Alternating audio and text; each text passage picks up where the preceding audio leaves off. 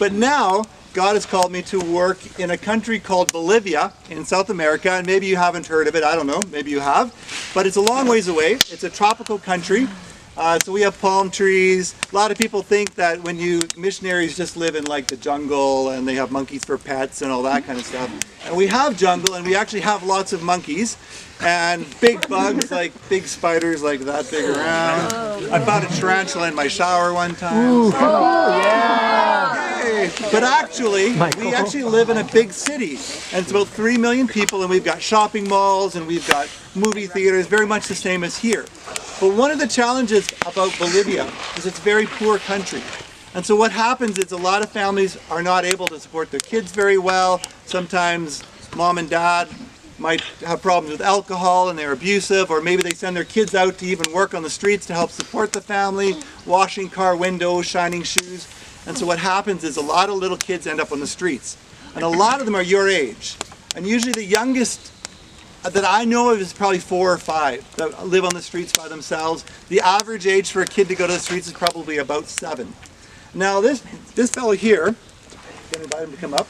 I first got to know, this is Andres, and he's from Santa Cruz, Bolivia, and he works with us. But I first got to know him at a boys' home where I worked when he was probably about 12 or 13.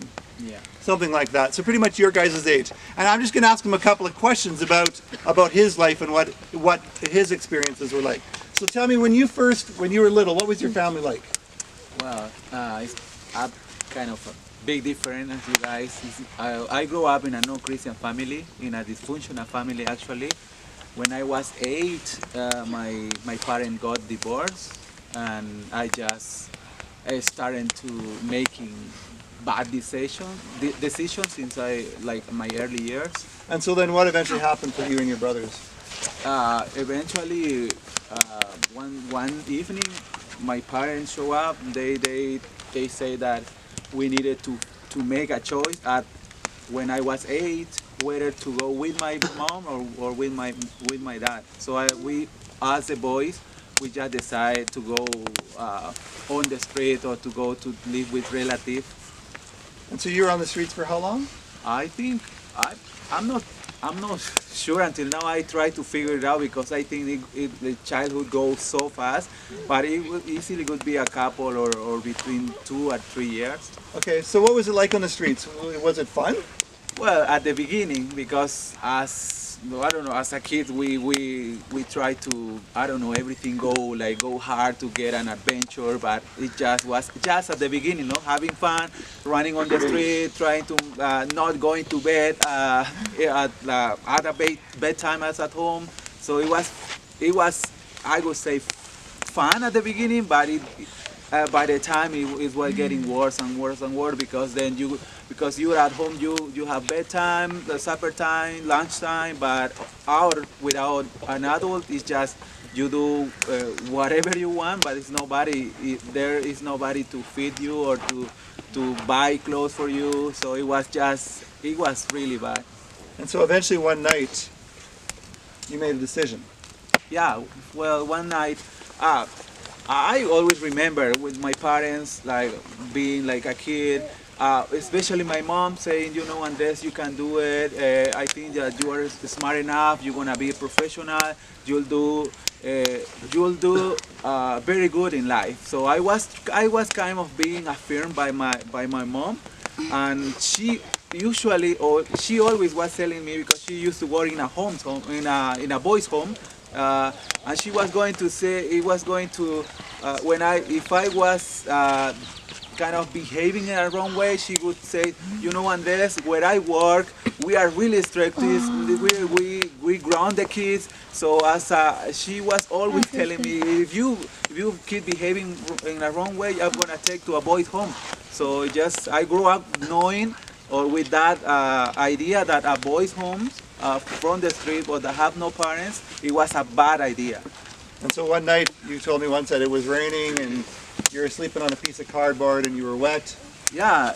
As I said, my mom never wanted me to be in a bad place, but by my own choices, I end being there. And one evening, we were running, I guess, and just playing. And then I just fall asleep, and it was in a rainy evening. I woke up, I was quite wet because I remind that the water was going through, and I just said, you know, this is it. I don't want to do this my entire life. I think that I should do something. So you went to a boys' home. Then I have to face that trauma that I have that since in my early year, because I was thinking that a boys' home was a bad idea or the worst idea. But I just say, you know, I'm gonna take my chance. I'm gonna go to this home. And so that's where Andres and I met, and Andres eventually became a Christian there. And the cool thing is now, is that, you know, his life started out kind of tough and I'm pretty sad, but God had a plan for him, and God has led him to be a missionary along with the people that I work with. And so, can you imagine being your age and not knowing where you were going to get your next meal from, where you were going to sleep at night, where you were going to get clothes? It's pretty sad. But the cool thing is that God has called people to work with those children and teach them about God's love, and that there's a future and a better life for them. And so that's what God's called us to do. Andres actually volunteers with a team that goes out onto the streets to get to know the kids, to get their trust, and to help them know, because most of the kids are afraid of homes, children's homes, because they've heard bad stories, just like Andres. But help them understand that that's a good opportunity for them. And then what we do is we run a home for young guys that have come out of those orphanages, those children's homes, and we pay for them to go to university so that they can stop that cycle of poverty like their parents, because their parents are so poor they couldn't take care of them. And so we want them to have a chance to have a job and an education and be able to support their families. And the thing that I want you guys to take away and to learn or to understand tonight is that I grew up on a farm in Saskatchewan. I went to this camp and I had absolutely nothing. I had a Christian family. I had nothing in common with a bunch of street kids in South America. But God called me there to show them that God loves them. And I don't know how to do a lot of things. I can't play guitar. I can't do a lot of other things. But I can show people that God loves them, and I can tell them that. And so God has called each one of us, Jesus' last words to us, does anybody know what they were?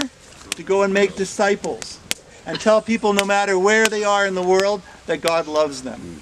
And so those words are really important, because that was the last thing that Jesus told us. So you guys, whether you're at your schools or with your friends or even maybe in your families, if they don't know Jesus, God's called us to be missionaries and to talk about his love and to love the people around us. And the cool thing is, this is an example, Andres is an example of it. Doesn't matter where you are or who you are, God loves you and God has a plan for you. And so it's pretty cool. And maybe God's going to call one of you guys to come be missionaries with us in Bolivia, because that would be pretty awesome. So if you guys have any questions, you can come and ask us afterwards, and we'll tell you stories about big spiders and monkeys and all that.